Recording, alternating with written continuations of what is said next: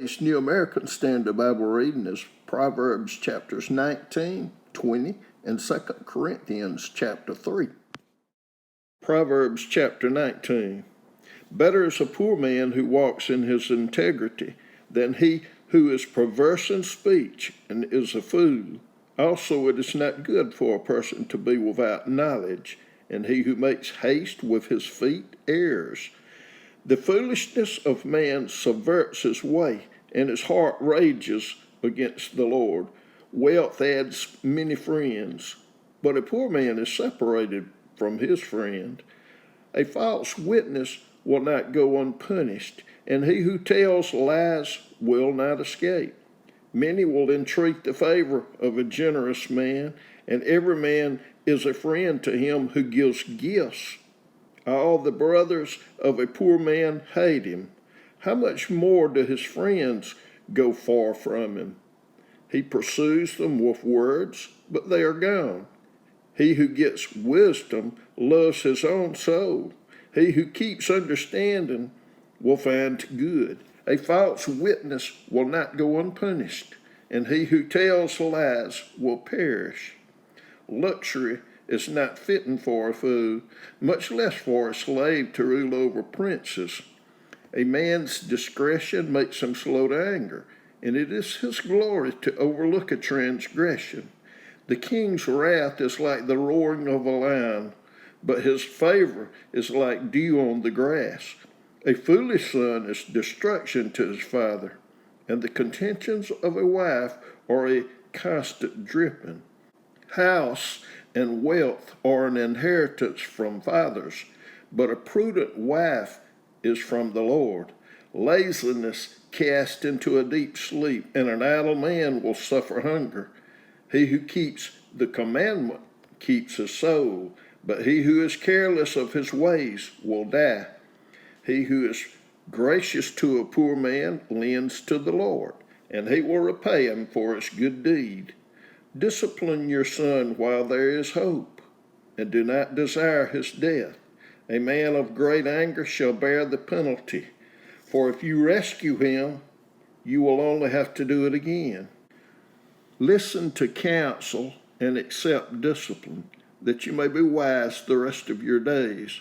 Many are the plans in a man's heart, but the counsel of the Lord, it will stand. What is desirable in a man is his kindness, and it is better to be a poor man than a liar. The fear of the Lord leads to life, so that one may sleep satisfied, untouched by evil. The sluggard buries his hand in the dish, and will not even bring it back to his mouth. Strike a scoffer, and the naive may become shrewd, but reprove one who has understanding, and he will gain knowledge. He who assaults his father and drives his mother away is a shameful and disgraceful son. Cease listening, my son, to discipline, and you will stray from the words of knowledge. A rascally witness makes a mockery of justice, and the mouth of the wicked spreads iniquity. Judgments are prepared for scoffers, and blows for the back of fools. Proverbs chapter 20. Wine is a mocker, strong drink a brawler, and whoever is intoxicated by it is not wise. The terror of a king is like the growling of a lion. He who provokes him to anger forfeits his own life.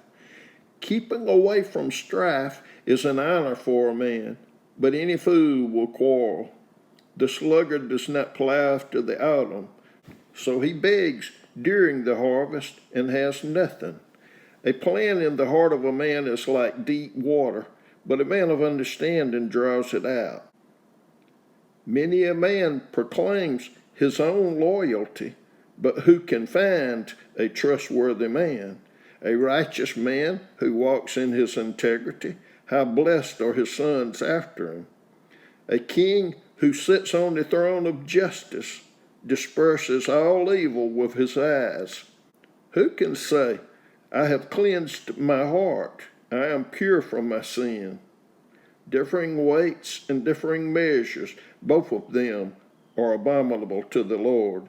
It is by his deeds that a lad distinguishes himself, if his conduct is pure and right. The hearing ear and the seeing eye, the Lord has made both of them. Do not love sleep, lest you become poor. Open your eyes, and you will be satisfied with food. Bad, bad, says the buyer, but when he goes away, then he boasts. There is gold and an abundance of jewels, but the lips of knowledge are a more precious thing.